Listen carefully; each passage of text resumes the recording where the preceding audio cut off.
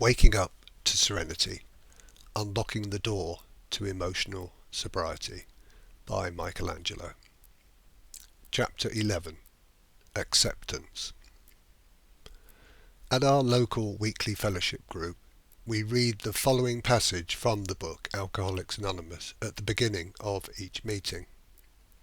The reading comes from page 417 and is part of a chapter called Acceptance Was the Answer. Quote, "And acceptance is the answer to all my problems today. When I'm disturbed, it's because I find some person, place, thing, or situation, some fact of my life, unacceptable to me. And I can find no serenity until I accept that person, place, thing, or situation as being exactly the way it's supposed to be at this moment. Nothing, absolutely nothing, happens in God's world by mistake. Until I could accept my alcoholism, I could not stay sober. Unless I accept life completely on life's terms, I cannot be happy. I need to concentrate not so much on what needs to be changed in the world, as on what needs to be changed in me and in my attitudes." Close quote. These words always strike a chord with me. I hear them week after week, and they never fail to remind me that I'm on a spiritual journey and forever have further to go. This is not about grudgingly accepting whatever problems arise in life, but is instead a profound statement of spiritual wisdom. We can apply our column of cushions to these words and reveal what's actually being shared. Acceptance is the antidote to resistance. Self-centered fear gives rise to resistance, and this in turn triggers our negative emotions. We take life personally, and it hurts. Cushion 1 is a guarantee of suffering. Despite the wise words above, the personal ego self will find it impossible to accept all persons, places, things and situations with serenity. As soon as the personal ego self is threatened in any way, then serenity disappears out of the window. Acceptance may seem good in theory, but it's not our experience of day-to-day living. Well, yes, I'm willing to change myself and my attitudes, but there's always a limit. It seems unreasonable to expect me to accept everything that happens. Well, this is the view when sitting firmly at cushion 1. It's inevitable that emotional sobriety remains elusive. The spiritual journey is all about letting go of the personal ego self. Cushion 1 only exists because cushions 2, 3 and 4 are present. We need to go deeper within our own being in order to taste the nectar of serenity. The reading suggests that nothing, absolutely nothing, happens in the world of universal consciousness by mistake. Well, this is a true statement. It is universal consciousness that is creating your personal world, moment by moment. Consciousness works through intention, but also through cause and effect. Everything happens for a reason, even if that reason is not apparent to us. The events that are unfolding on the surface of consciousness have zero effect at its depth, just as a wave has no effect at the depth of the ocean.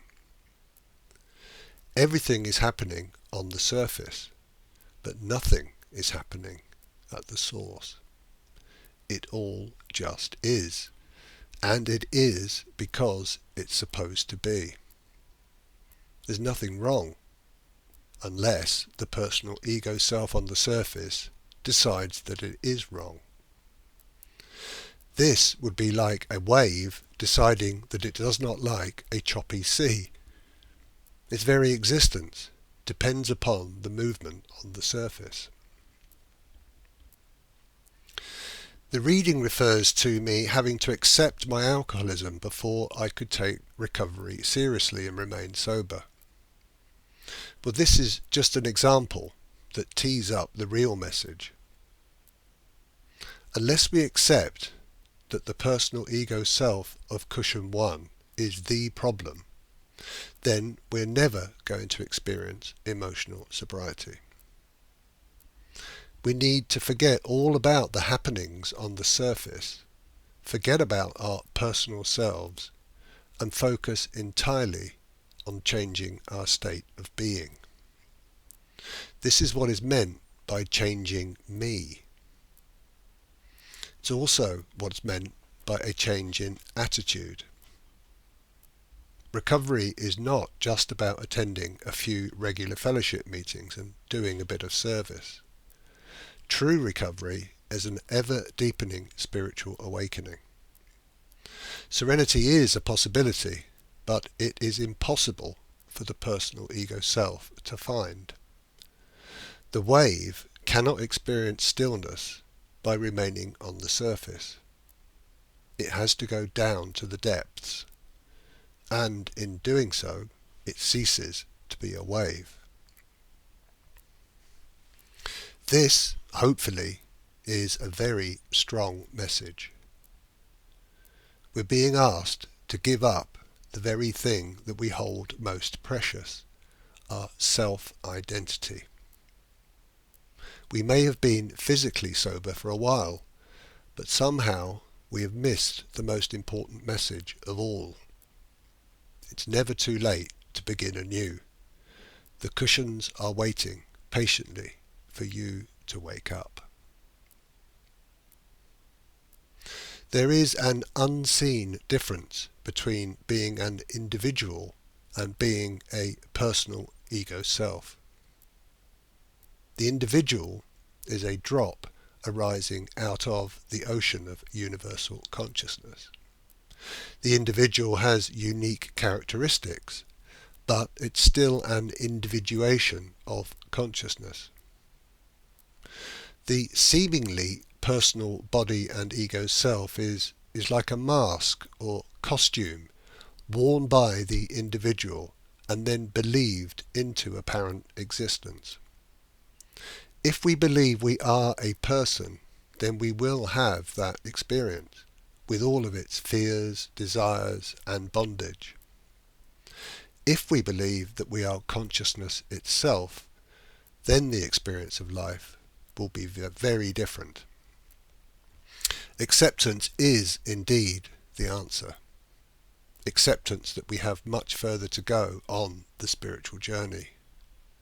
The problem is never out there. The problem is always internal. We need to move from the kindergarten through high school and then to graduate from university. Well, this may seem like more hard work, but the news is far from negative. There's so much to be gained from a spiritual awakening, as covered in the next chapter. Exchanging our personal selves for the awakening of our underlying true nature turns out to be the best deal that we have ever done or ever could do.